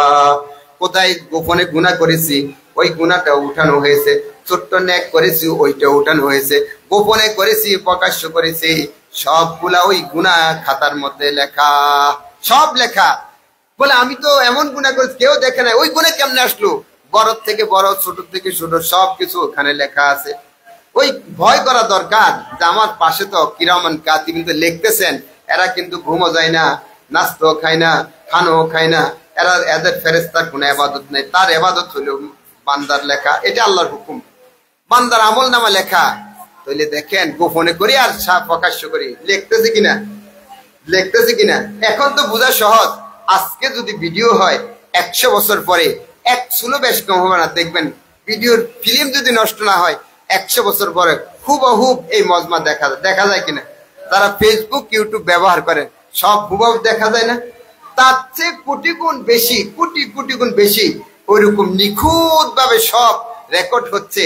তওবা না করলে কিয়ামতের ময়দানে আদম আলাইহিস সালাম থেকে শেষ পর্যন্ত যে হবে, তার সব মানুষের সামনে বিশাল আকারের পর্দা হয়ে যাবে, আর ওখানে আমার সব গুনাহ দেখাই দিবে। নাউজুবিল্লাহ। এই জন্য গোপনে গুনাহ আল্লাহর কাছে মাপ চাইবো, গুনাহ করব না। কাউকে আপনি মাপে কম দিবেন না, দিয়ে বেশি নিয়ে আপনি বেশি কম দিলেন, বাকি অংশ কার জন্য রাখলেন? আপনার রিজিক কিন্তু যেটুকু বরাদ্দ তার বাহিরে খেতে পারবেন না। সুতরাং আপনার এই গুনার ভাগ বাচ্চারাও নিবে না, স্ত্রীও নিবে না, কার জন্য? বরাবর দিবেন। মিথ্যা কথা বলবো না, পারবো না ইনশাল্লাহ। ফেসবুক দেখবো না, পারবো না ইনশাল্লাহ। এই দিন আহা, একটা ছেলে, যুবক ছেলে, টকবগে যুবক, সুন্দর, হুন্ডাটা একদিকে, লাশটা রাস্তার পাশে, মাথাটা কল্লার সাথে নেই। বলে হুজুর দেখেন একটা লাশ পড়ে আছে। আশ্চর্যের ব্যাপার, তার কানের মধ্যে ইয়ারফোন লাগানো, কর্ডলেস মানে তার ছাড়া, পকেটে মোবাইল, সেখানে অশ্লীল মহিলাদের নাচ। আজ সে মৃত্যুবরণ করেছে, তার লাস্ট কানের মধ্যে ইয়ারফোন, গান চলে, দেহটা একদিকে, কল্লাটা ছিন্ন হয়ে গেছে, হুন্ডাটা আরেকদিকে পড়ে আছে। নাউজুবিল্লাহ। গুনাহ চলতেছে ওই অবস্থায়। আজকে যে আপনি ফেসবুক দেখতেছেন, আজকে মৃত্যু হইলে, এই অবস্থা হইলে কি অবস্থা হবে? যাত্রাবাড়ি মাদ্রাসার মধ্যে একজন ব্যবসায়ী, গুলিস্তান ট্রেড সেন্টারে একটা মসজিদ আছে, ওই সেন্টারের মধ্যে আসরের সময় একটা যুবক ছেলে সেজদায় গেছেন, ইমাম সাহেব নামাজ পড়ে সালাম ফিরাইছেন, ওই যুবক সেজদা দেখে মাথা তুলতেছে না। মুয়াজ্জিন সাহেব দরজা লাগানোর সময় হয়েছে, যেহেতু গুলিস্তান ওখানে চুরি হওয়ার সম্ভাবনা আছে। ইমাম সাহেব গিয়ে, মুয়াজ্জিন সাহেব বলে ভাই উঠেন, দেখতেছে কোনো সারা শব্দ নাই, হাত দিয়ে দেখতেছেন নাকের কাছে নিঃশ্বাস, হাত দিয়ে দেখেন নিঃশ্বাস বন্ধ, সেজদায় গেছে। ওইখানে আল্লাহ পাক ডাক দিয়েছেন, সে চলে গেছে। আল্লাহ পাক তার মৃত্যু কত সুন্দর, সেজদা অবস্থায়। এলাকার ওখানে সবাই চিনে, বলে এই লোকটা জুতার টুকরির মধ্যে নিয়ে জুতা ব্যবসা করতো, আজকে তার মৃত্যু কত সুন্দর হয়েছে। এই জন্য আমরা এই মাহফিল থেকে একটা প্রতিজ্ঞা করে যাই, পারবো তো ইনশাল্লাহ? আজ থেকে আরো গীবত করবো না ইনশাল্লাহ, পারবো তো? মিথ্যা কথা বলবো না, পারবো তো ইনশাল্লাহ? কারো মাফে কম দিব না, কারো হক যেন আমার মধ্যে না থাকুক, আমার হক তার মধ্যে থাকুক। আমার যদি হক থাকে পারলে মাফ করে দেবো। দাড়ি কাটবো না ইনশাল্লাহ, মেসওয়াক করবো, আমি করবো না, সবাইকে নিয়ে করবো, সবাইকে মেসওয়াক, ঘরে মেসওয়াক করে দিব। আর 5 ওয়াক্ত নামাজ জামাত করবো। আমাদের আসলে এখানে সবচেয়ে সম্মানী ব্যক্তি সৈয়দ আজম চৌধুরী সাহেব আমার পাশে বসা, বেয়াদবি মনে হইতেছে, আমাদেরও প্রোগ্রাম শেষ, তো ওনাকে রেখে কথা বলা ঠিক না। আমার মুরব্বী আমাকে অনেক সহযোগী করছে। মাদ্রাসার আজকে বয়স 60 দিন, আমরা এখানে 60 দিন। জামিয়া দারুল উলুম বাংলাদেশ, এইখানে ছেলেদেরকে এই ছাত্র আছে আলহামদুলিল্লাহ, তারা এই ছোট ছোট মাদ্রাসার মধ্যে জানাজার নামাজ শিখে, বাবার জানাজা পড়ে। আমি ঢাকা মিরপুর 2 নম্বরে এক মসজিদে আমার দাওয়াত ছিল, আমি সেখানে গেছি, জানাজা উপস্থিত হয়েছে। তো সেখানে ছেলেটা আমার পাশে দাঁড়ায়, যুবক ছেলে, প্যান্ট পরা, শার্ট ইন করা, মাথায় টুপি নেয়, চুলগুলো এলোমেলো, বাপ মারা গেছে, তার কোনো পেরেশানিও নেই। বলে হুজুর একটা টুপি দেন, আর একটা বলে যে আমাকে জানাজার দোয়াটা শিখাই দেন। হুজুর বলে জানাজার দোয়া এটা কি 1 2 মধ্যে শিখানোর বিষয়? এখন ওই ছেলেকে যা শিক্ষাচ্ছে সে তাই, টুপিও নাই, জানাজা পড়ে চলে আসছে। আশ্চর্য লাগছে, এমন সন্তান আমরা তো সুসন্তান বানাবো, যারা আমার বাবার জানাজা, আমার সন্তান আমার জানাজা পড়া, এরকম সন্তান তৈরি করবো ইনশাল্লাহ, পারবো তো ইনশাল্লাহ? এখানে আল্লাহর মেহেরবানি হয়েছে, কোরআনে কারিম সব জায়গায় জায়গা নেই না।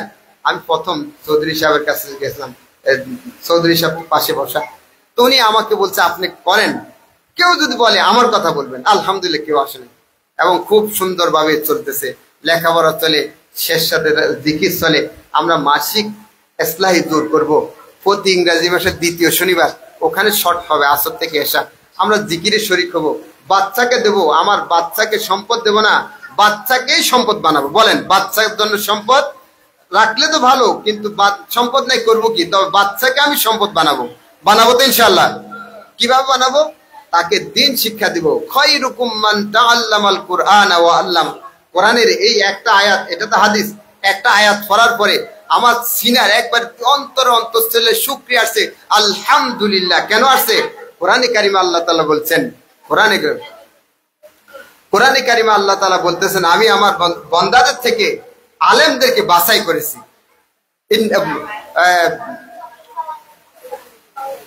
আয়াতটা আমার ধ্যান থেকে ছুটে গেছে। সুম্মা আওরাসনাল কিতাবাল্লাযীনা ইসতাফাইনা মিন ইবাদিনা, সুবহানাল্লাহ। সুম্মা আওরাসনাল কিতাবাল্লাযীনা ইসতাফাইনা মিন ইবাদিনা। এই যে এখান থেকে ধরেন আমরা মানুষ, এর থেকে আল্লাহ আমাদেরকে সম্মানী বানাইছেন। আমাদের চৌধুরী সাহেব অত্র এলাকার নয়নমণি, সবাই ওনাকে শ্রদ্ধা করে এবং ভালো একটা ধারণা। আলেমদের সামনে আর বলবো না, আলেমদের খুব মহব্বত করে, মাদ্রাসাকে মহব্বত করে। আমাকে আর একটা প্রস্তাবও দিয়েছেন, তো একজন বাছাই করেছেন। এইরকম ভাবে হাজার অসংখ্য মানুষ থেকে আল্লাহ তাআলা আলেমদেরকে বাছাই করেছেন, সুবহানাল্লাহ। ওই রকম একটা আলেম যদি আমার ঘরে তৈরি হয়, কত না। আলেম মানে যাদের চক্ষু আছে তারা দেখবেন সে আলেম নয়, একটা নূরের একটা খুঁটি চলতেছে, সুবহানাল্লাহ। আল ইলমু নূরুন, ইলম হলো নূর, যার মধ্যে যাবে সেও আলোকিত হয়, সমাজকেও আলোকিত করে। যখন কোরআনে কারিমের শিক্ষা আসে, সে নিজে গুনার কাজে যায় না, যারা গুনার কাজে যায় তাদেরকে বাধা দেয়। কোন আলেম থানার মধ্যে যায়, দেখেন কোন কওমি আলেম ওলামাদের কোনো মামলা নেই, দর্শনের কোনো রেকর্ড নাই, ইল্লা কলিল, এগুলা বাদ। কিন্তু দর্শনের রেকর্ড আছে জাহাঙ্গীরনগর ভার্সিটি, 100টা মেয়ের জীবন নষ্ট করে সেঞ্চুরি উদযাপন করছে জসিমউদ্দিন মানিক, আপনারা দেখছেন। তো কিন্তু কমি আলেম নেই, মামলাও নেই, জায়গা ঠেলাঠেলিও নেই। আলহামদুলিল্লাহ ওই রকম একজন আলেম আমাদের ঘরে, আমাদের প্রত্যেকের ঘরে ঘরে তৈরি করবো ইনশাল্লাহ। করবো তো ইনশাল্লাহ। এখানে আমরা ছাত্র দেবো, রাত দিন খুব ভালো আমাদের হাফিজ সাহেব পড়ায়, আমাদের উস্তাদ বোর্ডিং আছে। ছোট্ট মানুষ দোয়া করবেন আল্লাহ জামিয়া বানায়, জামিয়া মানে ভার্সিটি। আমরা ওই নিয়ত করছি যে আল্লাহ আমাদেরকে ভার্সিটি করার মতো একটা স্থায়ী জায়গার ব্যবস্থা করেছেন। আমি আল্লাহর কাছে প্রতিনিয়ত দোয়া করি, আল্লাহ গোটা সৃষ্টি তো তোমার, আমাকে একটু জায়গা দাও, এক টুকরা জায়গা দাও যেখানে তোমার জিকির করব, সাথীদের এলাকাবাসীদেরকে কিয়ামত পর্যন্ত জিকিরের একটা মজমা হবে, দরসে কোরআনের মজমা হবে, ওইরকম একটু জায়গা তুমি মিলাই দাও আল্লাহ। দোয়া করে আপনার বলো আমিন। মাত্রা হলে ভালো না খারাপ? আজকে 2 মাস আগে কাজ শুরু হয়েছে, আজকে আমরা এখানে বসে কিছু কোরআনে আলোচনা, সবাই কেউ গীবত শিকায়ত করছে, কারো গালিগালাজও করবে না। আমাদের ওলামাইকে এইরকম কারো সমালোচনাও করবে না। এখান থেকে আল্লাহ বনে যেতে হবে। এই জন্য আমাদের বাচ্চাদেরকে দেবো, বাচ্চা নাই বড় হয়ে গেছে বা নাই, তা আপনি একটা এতিম বাচ্চার বা গার্ডিয়ান হয়ে যান। এখানে অনেক ছেলের গার্ডিয়ান আছে, আমি কয়েকজন ফ্রি করে ভর্তিও নেই, বলে তার আসা যা করে পড়ুক, সে শিখুক, কারণ তার গার্ডিয়ান টাকা দেওয়ার মতো সামর্থ্য রাখে না। আল্লাহ তাআলা আমাদেরকে আমল করতে, তাহলে দাড়ি কাটবো না, ফেসবুক দেখবো না, 5 ওয়াক্ত নামাজ ছাড়বো না, মিথ্যা কথা বলবো না, গীবত শিকায়ত করবো না, বাড়িতে পর্দার ব্যবস্থা করবো ইনশাআল্লাহ। ইনশাআল্লাহ এখন আমাদের চৌধুরী সাহেব কিছু কথা বলবে, তারপরে আমাদের আজকের অধিবেশনের সমাপ্ত ঘোষণা করা।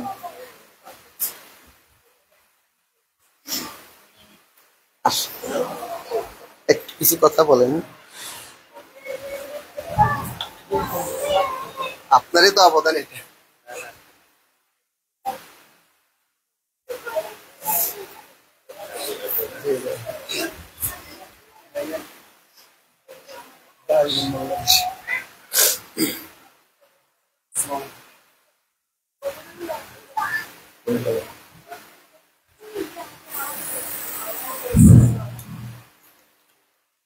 নাহমাদুহু ওয়া নুসাল্লি আলা রাসূলিহিল কারীম, আম্মা বাদ। আজকে আমাদের গ্রিন ভ্যালি বি ব্লকে একটি নতুন মাদ্রাসা এবং হেফজখানা শুভ উদ্বোধনী অনুষ্ঠানে মাহফিলে আজকে এখানে উপস্থিত আছেন এই প্রতিষ্ঠানের সম্মানিত প্রতিষ্ঠাতা মৌলানা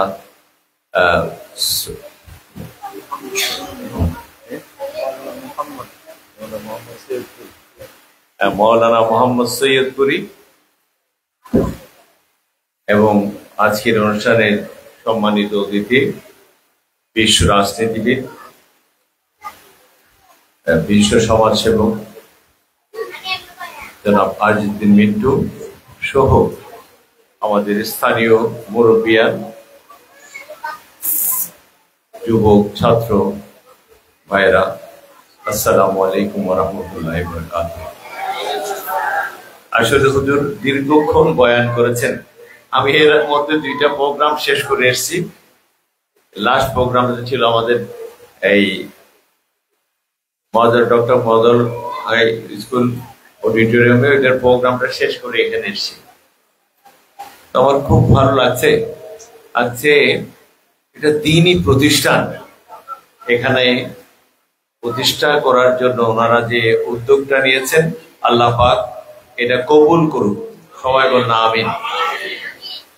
কারণ আমি দেখেছি আমার পিছনে আজমনগর নামে একটা সোসাইটি আমি করেছি, সেখানেও যুবক ছাত্ররা সবাই বসে তাস খেলতো, গাঁজা সেবন করত, বিভিন্ন অসামাজিক কর্মকাণ্ডের মধ্যে লিপ্ত ছিল। আল্লাহর অশেষ রহমতে সেখানে একটা সোসাইটি গড়ে উঠেছে।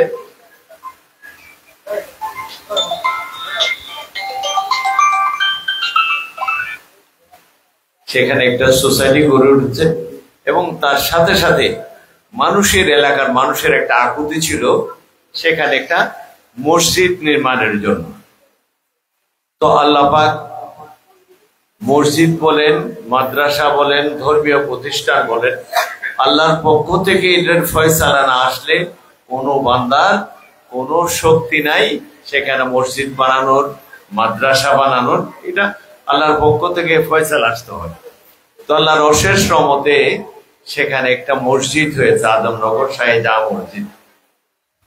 তো এইটার কারণে এখন যে ছেলেগুলো, যে যুবকগুলো আড্ডা মারতো, মাদকের নেশায় মত্ত থাকতো, অসামাজিক কর্মকাণ্ডের মধ্যে লিপ্ত থাকতো, আল্লাহর অশেষ রহমতে এখন সবাই ওখানে নামাজ মুখী হয়েছে।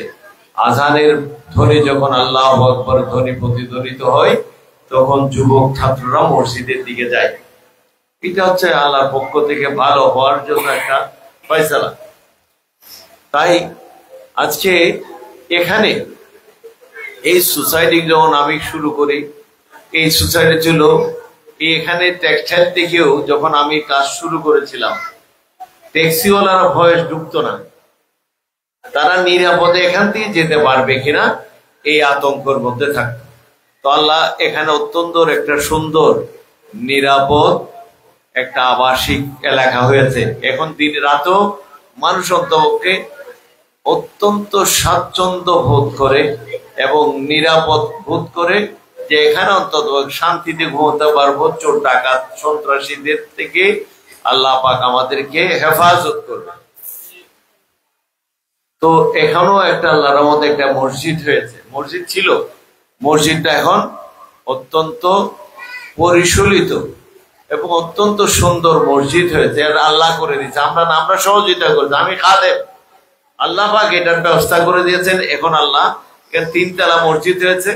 আমার একটু আরজু আছে যে এই মসজিদটা যদি আমি 5 তলা পর্যন্ত করে দিতে পারি, তাহলে এলাকার যে বড় বড় ভবনগুলো আছে, এই মানুষগুলো কোথায় যাবে? মসজিদের আরো 2 তালার দরকার, 2 আর 5 তলা মসজিদ হয়ে গেলে আল্লাহ রহমতে আশেপাশের লোকজনের নামাজে, পঞ্চাগানা নামাজের এবং জুমার নামাজের জন্য কোনো সমস্যা হবে না। পাশাপাশি বি ব্লকের, আমার এই বি ব্লকের অনেকের একটা আবদার ছিল এখানে একটা মসজিদ করে দেওয়ার জন্য। এখানে অনেকে ছিল, আমি মনে করেছিলাম, আমি প্রথমবার এসে আমি হুজুরকে বলে গিয়েছিলাম আমি এখানে আসবো। আমার ইচ্ছে ছিল যে আজকে দেখবো যাদের এই মসজিদটা, এই এলাকায় মসজিদ করার যে আকুতি, সত্যি সত্যি যদি আকুতি থাকতো তারা কিন্তু আজকে এখানে উপস্থিত থাকতো। আমি তাদেরকে বলবো ইনশাল্লাহ। আমার এক ধর্মপ্রাণ ভাই আমাকে গোপনে বলেছে আমার জায়গাটা আপনাকে মতওয়াল্লি করে মসজিদের জন্য আমি দান করে দিব। সবাই বলেন না আলহামদুলিল্লাহ, বলবেন না? তো এখানে আল্লাহর রহমতে একটা মসজিদের জায়গাও আমাকে ইতিমধ্যে দান করেছেন, মৌখিকভাবে দান করেছেন, লিখিতভাবে অথবা আগামী মাসের মধ্যে আমাকে মতওয়াল্লি করে এটা জায়গাটা মসজিদের নামে দান করে দিন। যেখানে হোক, এর আগে এখানে এই যে বি ব্লকের মানুষজন যারা আছে, সি ব্লকে এবং আপনার আবাসিকের মতো ওখানে একটা মসজিদ আছে, ও মসজিদটাও কিন্তু প্রথম কোপটা আমি দিয়েছিলাম। ওনারা আমাকে অনেক অনুরোধ করেছিল। এই জোর আহমদ চৌধুরী সাহেবের ছেলে পানাউল্লাহ চৌধুরী আমাকে বলেছেন এইটাকেও আমরা আপনাকে মতওয়াল্লি করে, যেহেতু আপনি সব প্রায় জায়গা আপনি আমাদের থেকে নিয়েছেন, আপনাকে মতওয়াল্লি করে এই জায়গাটা, এই মসজিদটা আমরা নির্মাণ করতে চাই। তো প্রথম কোপটা আমি দিয়েছিলাম। তো ওখানে মাঝখানে দেখেছিলাম মসজিদের দায়িত্ব পালন করতেছে সেক্রেটারি হিসেবে এক মদ্যপায়ী লোক, নামাজ নাই, কালাম নাই, শরাব পান করে খারাপ কাজের মধ্যে লিপ্ত থাকে। আমি যখন শুনেছি আমি বললাম ঠিক আছে ইনশাল্লাহ এদের পতন হবে, পতন হয়েছে। এখন আমি বলেছি ভালো মানুষ দিয়ে ওখানে একটা মসজিদ কমিটি করে দিয়ে যারা পঞ্চাগানা নামাজ মসজিদে এসে নামাজ পড়ে, মসজিদের সাথে যাদের অন্তরের টান আছে, মসজিদের সাথে তাদের দিলের টান আছে, এইসব লোকদেরকে দিয়ে মসজিদ কমিটিটা করাই দিব। আর এখানে যেহেতু আমাকে হুজুরও বলেছিলেন যে যারা এই জায়গার সত্যদার মালিক, ওনারা বলেছেন এখানে যদি ৫ আনা নামাজ আদায় করতে চাই তাহলে ওনাদের কোনো বাধা নাই, এবং হুজুরও বলেছেন আমরা এখানে জামাতের ৫ আনা জামাতের একটা ব্যবস্থা করব। আমার খুব ভালো লেগেছে, কারণ অনেক লোক আছে বয়োবৃদ্ধ, আমার বাবার মতো বয়সী মানুষ আছে, আমাদের মতো বয়সী মানুষ আছে, যুবক আছে, ছাত্র আছে, অনেক নামাজি লোক আছে। তারা এখানে যদি ৫ আনা নামাজ আদায়ের ব্যবস্থা হয় তাহলে দেখবেন অনেক ভাইরা এখানে এসে জামাতে নামাজ আদায় করতে পারবে। এটা অত্যন্ত ভালো কাজ। আমি সবাইকে বলবো, যুবক, ছাত্র এবং আমার বয়োবৃদ্ধ, আমার বাবাদের বয়সী, আমাদের বয়সী যারা আছেন, যখনই আজান হবে আপনাদের সাথে কাছে বিনয়ের সাথে অনুরোধ করব আপনারা সবাই এখানে ৫ আনা নামাজের জামাতের সাথে নামাজটা আদায় করার চেষ্টা করবেন।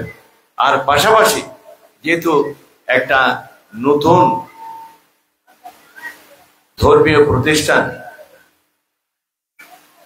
জামিয়া দারুল উলুম বাংলাদেশ নামে যে মাদ্রাসাটি হয়েছে, এই মাদ্রাসাকে সবাই অন্তত অন্তর দিয়ে ভালোবাসতে হবে, সহযোগিতা করতে হবে, যাতে তারা নিজেদের পায়ে দাঁড়াতে পারে এবং দাঁড়ানোর জন্য, অবস্থান নেওয়ার জন্য একটা সুন্দর দ্বীনি প্রতিষ্ঠান হিসেবে তারা যাতে তাদের আত্মমর্যাদা নিয়ে দাঁড়াতে পারে, প্রতিষ্ঠিত হতে পারে। আমাদের একটা ইমানি দায়িত্ব আছে না সবার, এই মাদ্রাসাকে সহযোগিতা করার জন্য সবার কাছে। আমার মাইকে যে আওয়াজগুলো যাচ্ছে, অনেক মা বোনের আছে দ্বীনি প্রতিষ্ঠানকে সহযোগিতা করে। আমার সেই সব দিনদার মা বোনদের কাছে আমি বিনয়ের সাথে অনুরোধ করছি, এই মাদ্রাসার দিকে আপনারা খেয়াল রাখবেন। দেখবেন আল্লাহ পাক এই মাদ্রাসার প্রতি খেয়াল রাখবেন, আপনার অনেক বিপদ আপদ থেকে আল্লাহ আপনাকে হেফাজত করবে। আর এখানে অনেক দিনদার ভাইয়েরা আছেন, তাদের কাছেও আমি বিনয়ের সাথে অনুরোধ করব, এই মাদ্রাসার দিকে আপনারা সবাই অন্তর দিয়ে খেয়াল করবেন।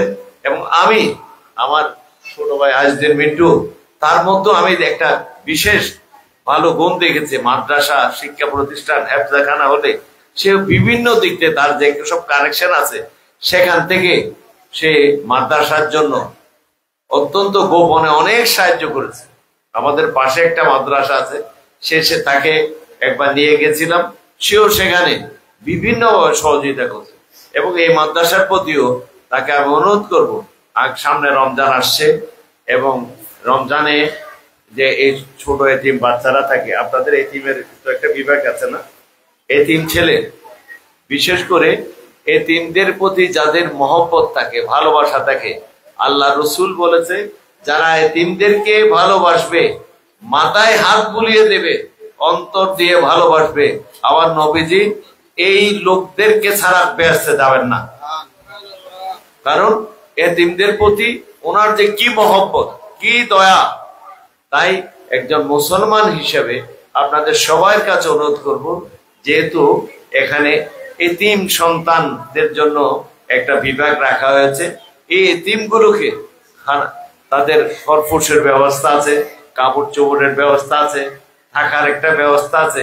এজন্য আমরা সবাই চেষ্টা করব এই মাদ্রাসার প্রতি আমাদের অন্তর দিয়ে দেখব যে এই মাদ্রাসাটা যাতে সুন্দরভাবে এই হেফজাখানা, তারপর এতিম বিভাগ যেটা আছে ওইটা যাতে সুন্দরভাবে পরিচালনা করতে পারে, এবং এই এলাকায় এই মাদ্রাসায় যাতে আলোয় আলোকিত হোক এবং এর সুবাসিত হোক এই পুরো এলাকা।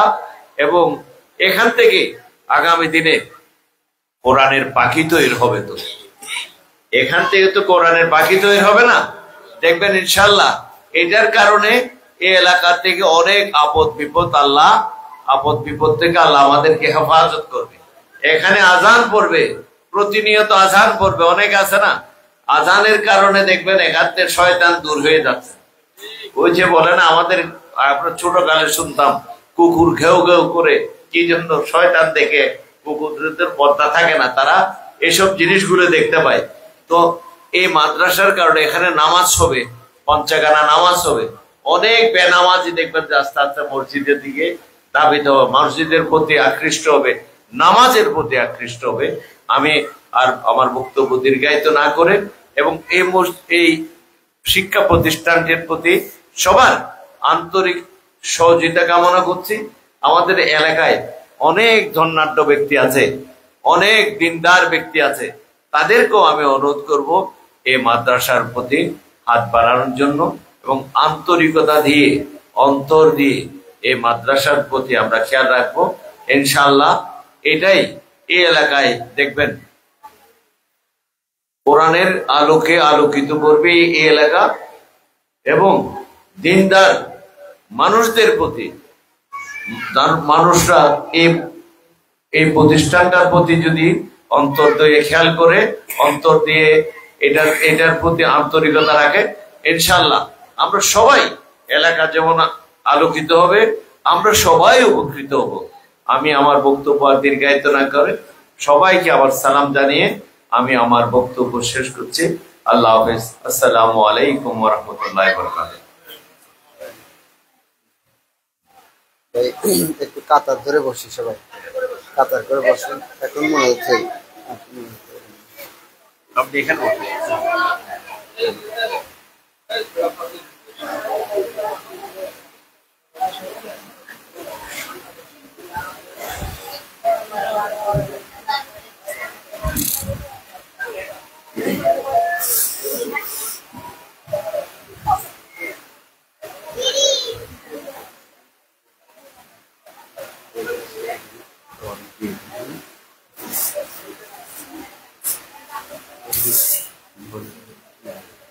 সবাই আলহামদুলিল্লাহ।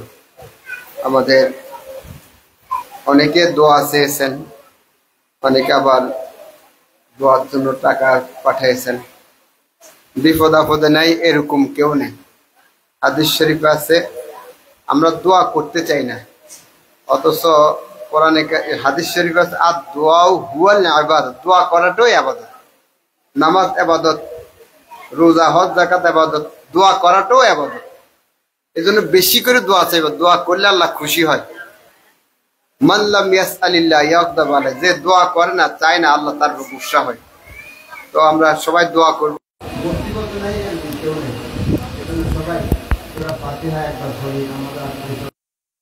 মারা গেছেন, মাগফিরাত আল্লাহ দোয়া হবে ইনশাআল্লাহ। আলহামদুলিল্লাহ আলহামদুলিল্লাহি রাব্বিল আলামিন, আলহামদুলিল্লাহি রাব্বিল আলামিন, আলহামদুলিল্লাহি রাব্বিল আলামিন, والصلاة والسلام على أشرف الأنبياء والمرسلين. ربنا ظلمنا أنفسنا وإن لم تغفر لنا وترحمنا لنكونن من الخاسرين. ربنا لا تزغ قلوبنا بعد إذ هديتنا وهب لنا من لدنك رحمة إنك أنت الوهاب. يا أرحم الراحمين، يا أرحم الراحمين، يا أرحم الراحمين، يا أول الأولين، يا آخر الآخرين، يا ذا القوة المتين. الله আমরা যারা আজকে এই মাহফিলে উপস্থিত হয়েছে, আমাদের যা কিছু আলোচনা হয়েছে, আল্লাহ ইয়ার হাদিয়া বলতে মাফ করে রাসূলুল্লাহ সাল্লাল্লাহু আলাইহি ওয়াসাল্লামের রওজায়ে আতহারে পৌঁছে দাও আল্লাহ। আল্লাহ তাআলা আমরা যারা হাত তুলেছি, আমাদের এই মুনাজাত শেষ হওয়ার আগে আগে আমাদের জীবনের সমস্ত গুনাহ আপনি মাফ করে দেন আল্লাহ। ইয়া আল্লাহ, গুনার কারণে আমাদেরকে দুনিয়া আখিরাতে কোথাও বেইজ্জতি করিও না আল্লাহ। गुनाहों का किस्ती डुबा दे खुदाया, तो दरियाए रहमतों बहा दे खुदाया। गुनाहों या इलाही को कब तलक मैं खूब घूमता रहूं, तेरे दर को सुर कर दर बे दर फिरता रहूं। साहिल से लगा दे मेरी अश्कों का सफीना, आंखों से दिखा दे हमें मक्का व मदीना, दिखा दे या इलाही वो मदीना कैसे बसती है कि जिस पर रात दिन मौला तेरी रहमत बरसती है। सुन मेरी मौला मेरी फरियाद को, आ मेरी मालिक मेरी अमदाद को। ये रशीदी बाग हूँ और कासिमी गुलजार हूँ, ये रशीदी बाग हूँ और कासिमी गुलजार हूँ। ये जो मेरी फैज़ का ये खुशनमा दरबार हो, ये कमाली फैज़ का ये खुशनमा दरबार हो। जो मेरी फैज़ का दरिया बहा दे, उसे मुझसे बना हमको खुदाया। या अल्लाह साइतो জানি না আল্লাহ, আপনি তো আমাদের মনের কথা জানেন, আমাদের প্রত্যেকের মনের নেক মাকসাদ গুলো আপনি পুরা করে দেন আল্লাহ। আল্লাহ বাকি হায়াত আপনার রাজি মতো কাটানোর তৌফিক দান করেন আল্লাহ। আমাদেরকে যেরকম দুনিয়ার মধ্যে আমাদের নাফরমানি আমাদের গুনাহগুলো ঢেকে রেখেছেন, ওই গোপন অবস্থায় আপনি আমাদের গুনাহগুলোকে মাফ করে দেন। কিয়ামতের দিন সমস্ত মানুষের সামনে প্রকাশ করে আমাদেরকে বেইজ্জতি করিও না আল্লাহ। আল্লাহ যে চায় তাকে দেন, যে মাফ চায় তাকে মাফ করেন। রাত্র গভীর হয়ে গেছে, আপনার রহমতের ফেরেশতারাও জমিনের প্রথম আসমানে এসে ডাকা শুরু করেছে। আমরাও হাত তুলেছি আল্লাহ। এখানে নিষ্পাপ ছাত্ররা আছেন, বড় বড় মুরব্বীরা আছেন, দাড়ি সাদা মুরব্বী আছেন, যারা হাত তুলে আপনি লজ্জা বোধ করেন এরকম ব্যক্তি আছেন, আপনার প্রিয় বান্দা আছেন। আল্লাহ তাদের উসিলায় আমাদের জীবনের গুনাহ মাফ করে দাও, আমাদের আব্বার গুনাহ মাফ করে দাও, আমাদের আম্মার গুনাহ মাফ করে দাও আল্লাহ। আল্লাহ আমাদের ছেলে মেয়ে বাবা মা ভাই বোন আত্মীয় স্বজন সবার গুনাহ মাফ করে দাও আল্লাহ। আমাদের উস্তাদ মুর্শিদের গুনাহ মাফ করে দাও আল্লাহ। আল্লাহ হযরত আদম আলাইহিস সালাম থেকে আল্লাহ এই পর্যন্ত যত মুমিন মুমিনাত কবরবাসী হয়ে গেছেন, আল্লাহ প্রত্যেকের কবরকে নূরের রহমতে ভরে দেন, জান্নাতের সাথে যোগাযোগ করে দেন আল্লাহ। আল্লাহ দীর্ঘ রাত পর্যন্ত বসে আছে আল্লাহ, একটা আশা আপনি মাফ করে দিবেন আল্লাহ। আপনি আমাদেরকে মাফ করে দেন আল্লাহ, আমাদেরকে মাফ করে দেন আল্লাহ। এই মাদ্রাসা যারা সহযোগিতা করতেছে আল্লাহ তাদেরকেও মাফ করে দেন আল্লাহ। আল্লাহ খাস করে চৌধুরী সাহেবের হায়াতে বরকত দান করেন আল্লাহ, ওনার আয় রোজগারের মধ্যে বরকত দান করেন আল্লাহ, ওনার ফয়জাত কাম করে দেন আল্লাহ। আল্লাহ ইয়া আরহামার রাহিমিন, আল্লাহ নানুপুর মাদ্রাসা কবুল করেন আল্লাহ। আল্লাহ জামিয়া দারুল উলুম, আল্লাহ দারুল উলুম দেওবন্দের সাথে সাদৃশ্য করে নাম রাখা হয়েছে আল্লাহ। দারুল উলুম দেওবন্দকে যেরকম কবুল করেছেন আল্লাহ, জামিয়া দারুল উলুম বাংলাদেশকে আল্লাহ ওরকম ভাবে কবুল করেন আল্লাহ। আল্লাহ এখানে অনেক আপনার প্রিয় বান্দা আছেন, প্রিয় বলে এখানে আসতেছেন, তাদের উসিলায় আমাদেরকে কবুল করেন আল্লাহ। আমার গুনার কারণে আল্লাহ তুমি কাউকে কষ্ট দিও না আল্লাহ। আল্লাহ গাজাবাসীর উপর নাযিল কর আল্লাহ, আমাদেরকে হজ্জ মকবুল নসিব কর আল্লাহ। জিয়ারতে হারামাইন জিয়ারতে রাসূল সাল্লাল্লাহু আলাইহি ওয়াসাল্লাম নসিব কর আল্লাহ। আল্লাহ এই দেশে যত মানুষ বিদেশে আছে ভালো ভিসা ভালো কফিল ভালো চাকরির ব্যবস্থা করে দেন আল্লাহ। আল্লাহ যারা অসুস্থ তাদেরকে সুস্থতা দান করেন আল্লাহ। আল্লাহ যারা পেরেশানি আছে পেরেশানি দূর করে দেন আল্লাহ। যারা অভাবে আছে অভাব দূর করে দেন, যারা ব্যবসা করেন ব্যবসার মধ্যে বরকত দান করেন। আল্লাহ চৌধুরী সাহেবের সাথে আরেকজন আছেন, ওনার জীবনের সমস্ত গুনাহ মাফ করে দেন আল্লাহ। ওনাকে দিনই খেদমত করার তৌফিক দান করেন আল্লাহ, দিলকে প্রশস্ত করে দেন আল্লাহ, খেদমত গুলা কবুল করেন আল্লাহ। আল্লাহ ইয়া আরহামার রাহিমিন বাকি হায়াত আপনার রাজি মতো কাটার তৌফিক দান করেন আল্লাহ তাআলা। আমাদেরকে জটিল কঠিন রোগ দিয়ে কারো দিকে মুহতাজ করে দিও না আল্লাহ। আল্লাহ কারো দিকে মুহতাজ করে দিও না, অভাব অনটন দিয়ে কারো দিকে মুহতাজ করে দিও না আল্লাহ। আল্লাহ তাআলা আজকের এই মাহফিলকে আমাদের নাজাতের উসিলা বানিয়ে দিও আল্লাহ। আমাদের ছাত্রদেরকে কবুল করেন আল্লাহ, আমাদের উস্তাদদেরকে কবুল করেন আল্লাহ। আল্লাহ ইয়া আরহামার রাহিমিন মাশিক আসলাইদেরকে কবুল করেন আল্লাহ। আল্লাহ রব্বুল মাশরিক ওয়াল মাগরিব লা ইলাহা ইল্লা হুয়া ফাত্তাখিযু ওয়াকিলা। আল্লাহ পূর্ব পশ্চিম উত্তর দক্ষিণ সবকিছুর মালিক আপনি আল্লাহ। এক টুকরো জায়গা আপনার কাছে ভিক্ষা চাই, যে জায়গার মধ্যে একটা জামিয়া হবে, আরবি ভার্সিটি হবে, যেখানে রাত দিন শুধু আপনার নামে নিয়ে জিকির হবে আল্লাহ। কোরআনে কারিমের তেলাওয়াত হবে, হাদিস শরীফ পড়ানো হবে আল্লাহ এরকম একটা জায়গার ব্যবস্থা করে দাও আল্লাহ। ও মাবুদ, তুমি দিলে পাবে, তুমি না দিলে কেউ পাবে না। তুমি ছাড়া আমাদের আর কেউ নাই আল্লাহ, আমাদেরকে সাহায্য করার মতো তুমি ছাড়া আর কেউ নাই আল্লাহ। আল্লাহ তুমি সাহায্য করো আল্লাহ।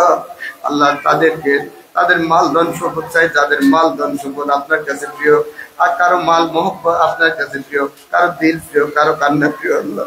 আল্লাহ যে সমস্ত মানুষের মাল আপনার কাছে প্রিয় কবুল, ওই রকম মাল দিয়ে আল্লাহ, ওইরকম জায়গা দিয়ে আমাদেরকে সাহায্য করো আল্লাহ। আল্লাহ তোমার দিনের জন্য, তোমার কোরআনে কারিমের জন্য তোমার কাছে একটু জায়গা চাইতেছি আল্লাহ। আমাদের বিবি বাচ্চা ছেলে মেয়ে সবাইকে আল্লাহ আপনি কবুল করেন আল্লাহ। মৃত্যুর আগ পর্যন্ত মৃত্যুর জন্য তৈরি হবার তৌফিক দান করেন আল্লাহ। আল্লাহ দীর্ঘ রাত হয়ে গেছে, আখিরি ফরিয়াদ আল্লাহ, আয় আল্লাহ আমাদের বাসা হলে আল্লাহ, বলার মতো কোনো বাসা হলে আল্লাহ, আপনি আমাদের মরুন আল্লাহ। অনেক বুড়া মুরব্বীরা এসেছে আল্লাহ। আল্লাহ চেহারাটা খুব মলিন আল্লাহ, দিল ভেঙে হাতটা উঠে রেখেছে আল্লাহ। আশা যে এখানে দোয়া করলে দোয়া কবুল হবে আল্লাহ। আল্লাহ কাউকে খালি হাত ফেরত দিও আল্লাহ। আর সন্তান অসুস্থ আল্লাহ, সে ফেরেশনে আল্লাহ সন্তানকে সুস্থ করে দাও। কারো আম্মা অসুস্থ, তাকে সুস্থ করে দাও।